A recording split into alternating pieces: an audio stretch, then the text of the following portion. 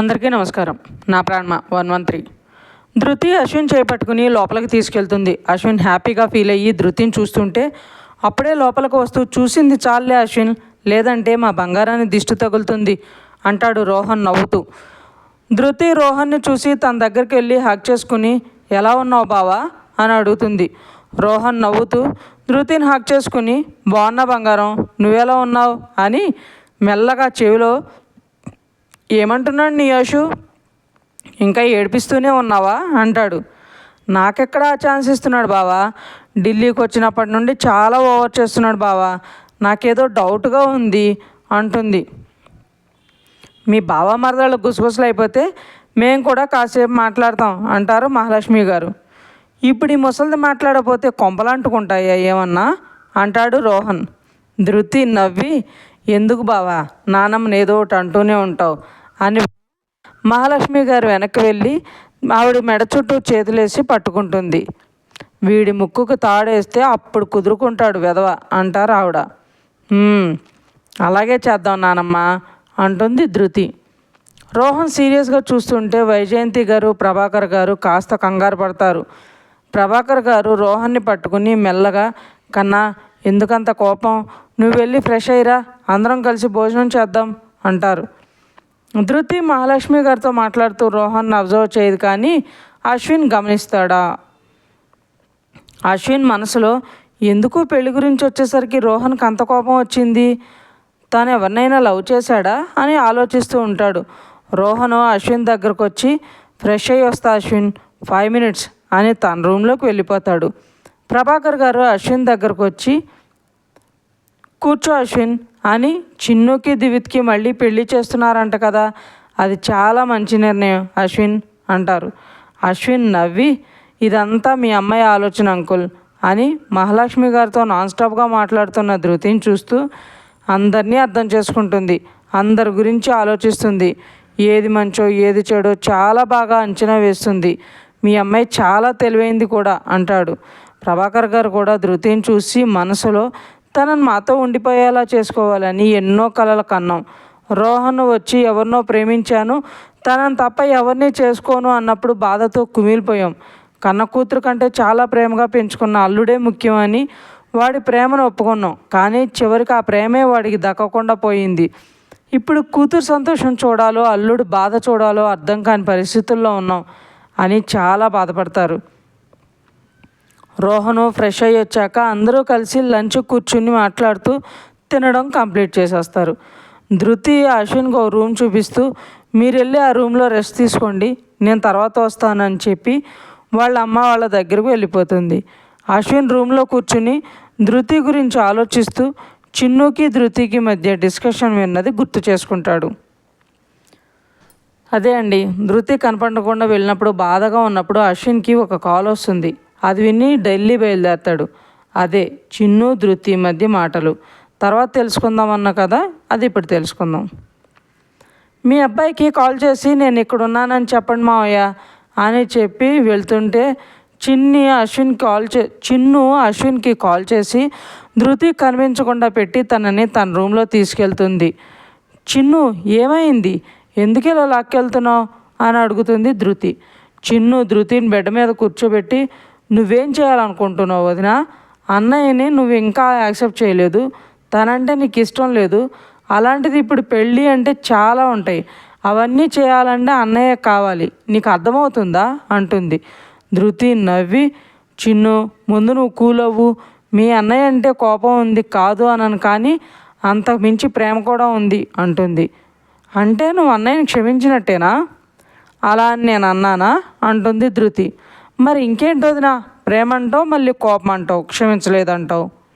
సరే చెప్తా విను, మీ అన్నయ్య నా ప్రాణం, నా ప్రాణాన్ని నేనే దూరం చేసుకుంటానో చెప్పు, కానీ మీ అన్నయ్యకి నాకు ఉన్న లెక్కలు కాస్త తేలాలే అంటుంది ధృతి. నీ మైండ్లో ఏం రన్ అవుతుందో నాకు అస్సలు అర్థం కావడం లేదు వదినా అంటుంది చిన్ను.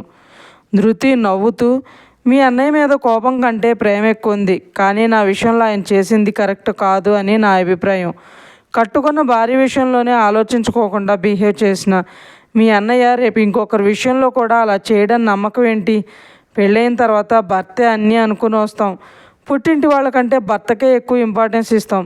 ఆ భర్త కట్టిన తాళిని ప్రతిరోజు ప్రతి క్షణం మనం గుండెల మీద భారం అనుకోకుండా, అది ఒక అలంకారం అనుకోకుండా దాన్ని ఎంతో ప్రేమగా మోస్తూ, ముత్తైదువులు తాంబూలం ఇస్తే దాన్ని అపురూపంగా తీసుకుని తాలిబొట్టు పెట్టుకుని కాళ్ళకు అద్దుకుంటాం.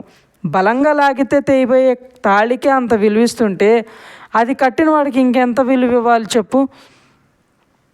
మన మనసులో జీవితంలో ఎంతో ఉన్నత స్థానంలో ఆ భర్తను పెట్టి కన్న తల్లిదండ్రులను కూడా భర్త తర్వాతే అనుకుంటుంటే, అదే భర్త ఆవేశంతో కోపంతో ఎంతో పవిత్రంగా భావించే తాళిని తన చేతులతోనే తెంపేస్తే ఎలా ఉంటుంది చెప్పు. అందుకే మీ అన్నయ్య అంటే కోపం. ఏ రోజైతే నా మెడలో తాళి కట్టి నన్ను తన భార్యగా యాక్సెప్ట్ చేసుకున్నారో ఆనాడే మీ అన్నయ్యని భర్తగా నా జీవితమే మీ అన్నయ్యనని ఒప్పుకున్నాను. ఆ క్షణం నుండి ఆయన్ని ప్రేమించడం మొదలుపెట్టాను. పెళ్ళికి ఉన్న గొప్పతనం ఏంటో చెప్పేంత జ్ఞానం నాకు లేదు, చెప్పేవాళ్ళు కూడా నా జీవితంలో లేరు. కానీ అదేంటో మెడలో తాళిపడగానే నా మనిషి, నా సొంత మనిషి అనే ఒక ధైర్యం. ప్రతి విషయం ఇంట్లో అమ్మా నాన్న చెప్పుకోవాలని ఆలోచిస్తాం. కానీ పెళ్ళయ్యాక ప్రతీదీ భర్తతో చెప్పుకోకుంటే రోజు గడవదు. 20 ఏళ్ల పైన పెంచిన కన్న తల్లిదండ్రుల మీద ఎంత నమ్మకం ఉంటుందో, అదే నమ్మకం 3 నెలల్లో పెళ్లి చూపులని, నిశ్చితార్థం అని, పెళ్ళని మన జీవితంలోకి వచ్చే ఒక కొత్త వ్యక్తి నుండి మనకు వచ్చేస్తుంది. అందరు అమ్మాయిల జీవితం ఇలాగే ఉంటుందని నేను అనను. కానీ వాళ్ళ మధ్య ప్రేమకి, బంధాన్ని మధ్య అండర్స్టాండింగ్, ఒకరి మీద ఒకరి నమ్మకం లేకుంటే ఆ తాళికి విలువ లేనట్టే. అందుకే కొందరు జీవితాలు నాశనం చేసుకుంటున్నారు, కొందరు వాళ్ళకు తెలియకుండానే పాడవుతున్నాయి. అలా మా మధ్య జరగకూడదనే మీ అన్నయ్యని అర్థం చేసుకున్నాను. ఆయనకి నా మీద ఉన్నది కోపం మాత్రం, ద్వేషం కాదని తెలుసుకున్నాను. అందుకే చాలా అంటే చాలా ప్రేమించాను. ఆయన ప్రేమ కోసం, పిలుపు కోసం చాలా వెయిట్ చేస్తాను కూడా. నేనేమీ గొప్ప భార్యను కాదు, కానీ అందరు ఆడపిల్లల్లాగే నేను కూడా ఒక ఆడపిల్లలాగా తాళి కట్టిన భర్తను అమితంగా ప్రేమించే భార్యనయ్యాను. తన కోసం నా అనుకున్న వాళ్ళందరినీ మోసం చేశాను. నా పెళ్లి గురించి దాచాయి ఇప్పుడు ఇక్కడి దాకా తీసుకొచ్చాను. ఇందులో మీ అన్నయ్య మాత్రమే తప్పులేదు, నా తప్పు, దివిత అనే తప్పు కూడా ఎంతో ఉంది. మీ అన్నయ్యకి నా మీద ప్రేమ లేదని, తనకి నేను అక్కర్లేదని తెలిస్తే మా వాళ్ళు ఎక్కడ తన నుండి తీసుకెళ్ళిపోతారో అని, మా మధ్య బంధాన్ని తెంచేస్తారో అని భయపడి నేను నిజాన్ని చెప్పకుండా దాచాను. అన్నీ తెలిసి కేవలం మీ అన్నయ్య మాత్రమే తప్పు ఉందని నేను తన్నే తప్పట్టాలనుకోలేదు చిన్ను. నా ఆలోచన తప్పని, ఆయన ప్రేమను గెలుచుకోలేని నా అసమర్థతకి, నా మీద నమ్మకం కల్పించలేని పరిస్థితులకి నాకు నేనుగా వేసుకున్న శిక్షగా అశ్విన్ గారి దూరంగా వచ్చేసాను. చెల్లి మీద ప్రేమతో కనీసం నన్ను ఒక మాట కూడా అడగకుండా, ఏది నిజం ఏది అబద్ధం అని తెలుసుకోకుండా దివితానే చేసిన తప్పు శిక్షగా తనతో మాట్లాడలేదు. ఒకవేళ నువ్వు అన్నయ్యని ప్రేమించకుండా, తన కోసం నువ్వు ఆలోచించకుండా ఉండుంటే, ఒక ఆడపిల్లకి ఎంత బాధ పెట్టిన నా అన్నయ్యని కూడా నేను క్షమించేదాన్ని కాదేమో. ఇంకా మీ అన్నయ్య విషయానికి వస్తే, అవతల వాళ్ళు మాట్లాడే ఛాన్స్ ఇవ్వకుండా, ఏం జరిగిందో తెలుసుకుండా తొందరపాటు నిర్ణయాలు తీసుకునే అలవాటు ఉన్న మనిషి. అందుకే తను చేసిన తప్పుకి కూడా శిక్ష ఉండాలి కదా. అందుకే తనలాగా నేను కూడా తొందరపడి నిర్ణయం తీసుకుంటే ఎలా ఉంటుందో చూపించాలని రోహన్ బావతో పెళ్లి కొప్పుకున్నా. నా మీద తనకున్న ప్రేమని తనే తెలుసుకుని నా దగ్గరికి రావాలని ఎదురు చూశాను. ప్రేమించిన వాళ్ళని ఎదురుగా పెట్టుకుని ఆ ప్రేమను గుర్తించకపోతే ఆ బాధ, ఆ ఎదురుచూపు ఎలా ఉంటుందో మీ అన్నయ్య కూడా తెలియాలి కదా అంటుంది నవ్వుతూ. మరి అన్నయ్య తన ప్రేమను తెలుసుకున్నాడు, నీ కోసం ఎదురు చూశాడు, నిన్ను మనస్ఫూర్తిగా ఇష్టపడి ప్రేమించి మళ్ళీ పెళ్లి చేసుకున్నాడు కదా. మరి ఇంకా ఎందుకు అన్నయ్యని దూరం పెడుతున్నావు వదినా అంటుంది. నా మరదలు చాలా తెలివైంది, అందుకే నాకు వదినగా వస్తుందని. ఇంకా ఇప్పుడు కూడా ఎందుకు ఇలా ఉన్నాను అంటే, ఇంకా మీ అన్నయ్య మారలేదు కాబట్టి. ముందు వెనుక ఆలోచించకుండా తాగి రోడ్ల మీద యాక్సిడెంట్ చేసుకుంటూ నన్ను ఏడిపిస్తున్నాడు. నా గురించి ఆలోచించకుండా నా బాధను అర్థం చేసుకుని దాన్ని పోగొట్టడం మానేసి ఆ తాగిన మత్తులోనే పిచ్చి పిచ్చిగా వాగుతూ నేను హ్యాపీగా ఉండాలంట, నన్ను దూరంగా వెళ్ళిపోమంటున్నాడు. అందరి ముందు చులకనవుతున్నాడు. అందుకే ఈ కోపం. అశ్విన్ గారు లేకుంటే ఇంకా నా ప్రేమకి, నా జీవితానికి అర్థమేముంది, నా ప్రాణానికి విలువేముంది చెప్పు. ఆ విషయం ఇప్పటికైనా మీ అన్నయ్య తెలుసుకుంటాడేమో అని వెయిట్ చేస్తున్నా. నీ పెళ్ళయ్యాక మీ అన్నను క్షమించేసి మీ అన్నయ్యకి ఎంతో ఇష్టమైన మీ అమ్మను కూడా తెచ్చేసుకుంటాంలే. అంతవరకు నువ్వు వేరే ఏమీ ఆలోచించకుండా మా అన్నయ్య గురించి మాత్రమే ఆలోచించు చాలు అంటుంది కన్ను కొడుతూ. చిన్ను సిగ్గుపడి అని తలూపుతుంది. ధృతి బయటకు వెళ్ళిపోతుంది. చిన్ను ఫోన్ తీసి, విన్నావా అన్నయ్య, వదినికి నీ మీద ఎంత ప్రేమో అంటుంది. థ్యాంక్ యూ వెరీ మచ్ రా, నేను ఇప్పుడే స్టార్ట్ అవుతున్నా అని కాల్ పెట్టేసి ఢిల్లీకి వచ్చేస్తాడు అశ్విన్. అశ్విన్ ధృతి గురించి ఆలోచిస్తూ తన కోసమే వెయిట్ చేస్తూ ఉంటాడు. ఒక గంట తర్వాత వస్తుంది ధృతి రూమ్లోకి. ధృతి రాగానే అశ్విన్ వెళ్ళి తనని హక్ చేసుకుని థ్యాంక్ యూ సో మచ్ బంగారం అంటాడు.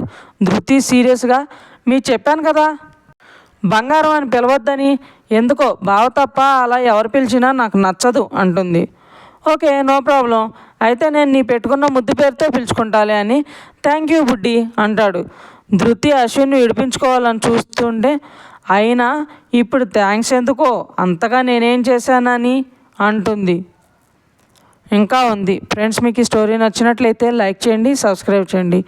ఇంతలా ఆదరిస్తున్నందుకు థ్యాంక్ యూ సో మచ్.